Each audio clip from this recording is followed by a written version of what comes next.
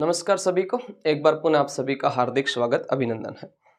तो एक नया प्रश्न लेकर आपके सामने हाजिर हो गए हैं और आज का अपना जो नया प्रश्न है वो अपने पन्नाधाय ने किसका जीवन बचाया था। ये सेकंड ग्रेड 2015 के अंदर 13 मई को जो पेपर हुआ था 2015 के अंदर, उसके अंदर पूछा गया प्रश्न है। देखो कि पन्नाधाय ने किसका जीवन बचाया था। ऑप्शन नंबर ए के अंदर है अजीत सिंह। अजीत सिंह जो थे इनका जन्म हुआ था 19 फरवरी 1679 को। 1679 को इनका जन्म होता है लाहौर के अंदर और इनके पिता का नाम था जसवंत सिंह।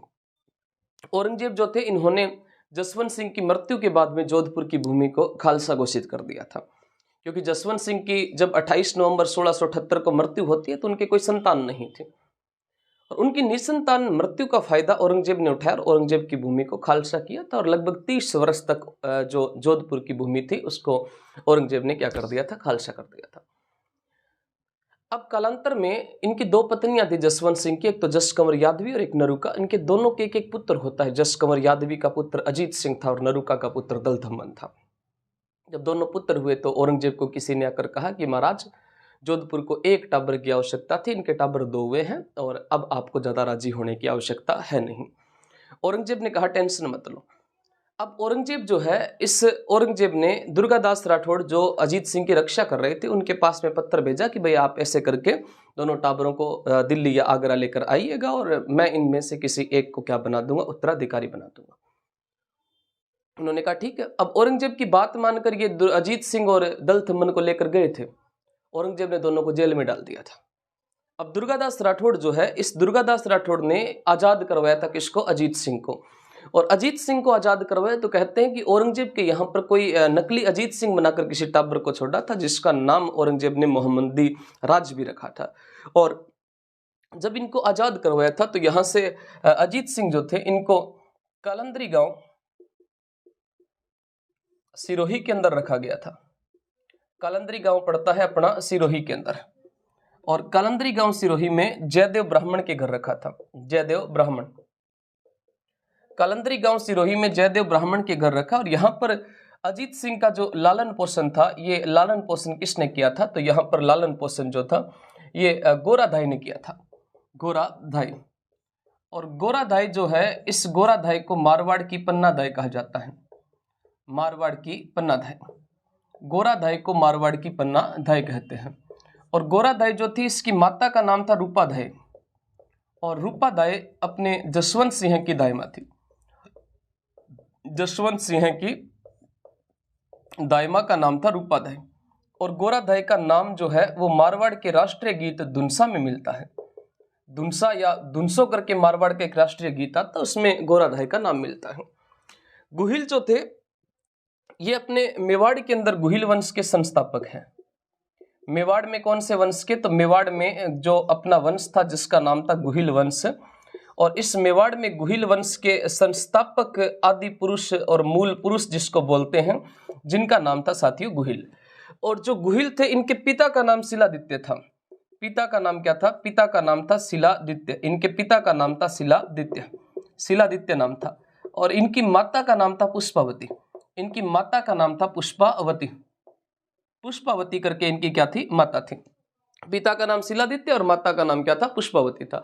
साथियों होता क्या है कि शिलादित्य की जो पत्नी थी पुष्पावती, इनके बहुत सारी लड़कियां हो जाती हैं, इनकी कोई लड़का नहीं होता है, जिसके कारण पुष्पावती कहती है कि हमारे अब्बू के अंदर कोई अपूर्ता देवी करके कोई देवी है और उसकी पूजा करने से हमारे क्या हो जाएगा, लड़का हो जाएगा। तो ये अब्बू के अंदर अपूर्ता देवी की पूजा करने चली जाती है और पीछे से अरबों ने अटैक करके शिलादित्य को मार दिया था। अब पुष्पावती न तो रह सकती वल्लभी के अंदर, इनकी जगह वल्लभी हुआ करती थी, और न वल्लभी रह सकती और न ही आबू रह सकती, तो कहां जाए। तो ये एक वीरनगर की ब्राह्मणी थी और उस वीरनगर की ब्राह्मणी का नाम था कमलावती। और कमलावती के घर में जाती, किसके घर में, कमलावती के घर के अंदर जाती है। और कमलावती के घर में इस पुष्पावती के गर्भ से किसका जन्म हुआ था, कमलावती के घर के अंदर जो है वो पुष्पावती के गर्भ से जन्म हुआ था गुहिल का। तो गुहिल की जो दाइमा हो जाएगी जिसका नाम क्या है, कमलावती नाम है। गुहिल की दाइमा का नाम क्या है, कमलावती नाम है। उदय सिंह फर्स्ट, जिसको हम उद्दा के नाम से जानते हैं, उद्दा के नाम से जानते हैं, और ये मेवाड़ का पितृहंता है। मेवाड़ का पितृहंता। मेवाड़ का पितृहंता हम किसको कहते हैं? उदय सिंह या उद्दा को कहते हैं, जो उदय सिंह फर्स्ट था, जिसकी बिजली गिरने से मृत्यु हुई थी। इसकी बिजली गिरने से क्या हो जाती है? मृत्यु हो जाती है। बिजली गिरने से इसकी मृत्यु हुई थी। ये जो उद्दा या उदय सिंह जो थे, इनके पिता का नाम था महाराणा कुंभा, और इन्होंने कुंभा की हत्या कर दी, जिसके कारण जो है वो इनको मेवाड़ का पितृहंता कहा जाता है। उदय सिंह सेकंड जो थे, इस उदय सिंह की सेकंड की जो दाइमा थी, जिसका नाम था पन्ना दाई। दाइमा का नाम क्या था? पन्ना दाई था। इस पन्ना दाई ने उदय सिंह सेकंड की जान बचाई थी। क्यों? क्योंकि जब राणा सांगा की मृत्यु होती है, तो सांगा की मृत्यु के बाद में रतन सिंह राजा बनते हैं। रतन सिंह की भी जल्दी मृत्यु हो जाती है, फिर विक्रमादित्य करके राजा बनते हैं। और विक्रमादित्य के टाइम में 1534-35 के अंदर चित्तौड़ का दूसरा साका हो जाता है, और चित्तौड़ के दूसरे साके में कर्मावती 13,000 महिलाओं के साथ में जोहर कर लेती है, और जो बाघ सिंह थे उन्होंने केसरिया कर लिया था। उसके बाद में जो है वो बहादुर शाह अधिकार कर लेते हैं, लेकिन बाद में हुमायूं के आने की खबर सुनकर बहादुर शाह वापस चले गए थे, और विक्रमादित्य को पुनः मेवाड़ का राजा बना दिया था। विक्रमादित्य जब पुनः राजा बनते हैं, तो पृथ्वीराज सिसोदिया की कोई दासी पत्नी थी, जिसका नाम था अनोरस, उसके पुत्र का नाम था बनवीर। और बनवीर को लगा कि यार, जब चित्तौड़ को राजा की आवश्यकता थी तब तो राजा भाग गया, और अब चित्तौड़ जैसे खाली मिला तो पाछो आ गया। तब उसने इसको मार दिया, बनवीर आकर विक्रमादित्य को मार देते हैं। फिर जब उदय सिंह को मारने का प्रयास करते हैं, तो उदय सिंह की दाइमा पन्ना दाई जो थी, इसके पुत्र का नाम था चंदन। इसके पुत्र का नाम था चंदन, और इसने अपने पुत्र चंदन की बलि देकर किसको बचाया था? उदय सिंह को। तो इसका सही उत्तर जो है वो कौन सा हो जाएगा? सही उत्तर हो जाएगा उदय सिंह सेकंड, यानी कि इसका डी ऑप्शन जो है ये बिल्कुल राइट उत्तर हो जाएगा। प्रत्येक क्लास के लास्ट में आपसे प्रश्न पूछते हैं, उसी कड़ी के अंदर आज की क्लास का अपना प्रश्न हो जाएगा। कोई दाइमा से संबंधित प्रश्न आपसे पूछ लिया जाए क्या? चलो मेवाड़ से कोई प्रश्न आपसे अच्छा सा एक प्रश्न जो है वो पूछ लेते हैं। तो आपको जो है वो खानवा युद्ध का विस्तृत वर्णन करना है। खानवा युद्ध का विस्तृत वर्णन करना है। देखते हैं कि कौन कितना अच्छा लिखता है राणा सांगा और बाबर के बारे में। तो मिलते हैं अगली क्लास में, तब तक के लिए जय हिंद, जय भारत, धन्यवाद।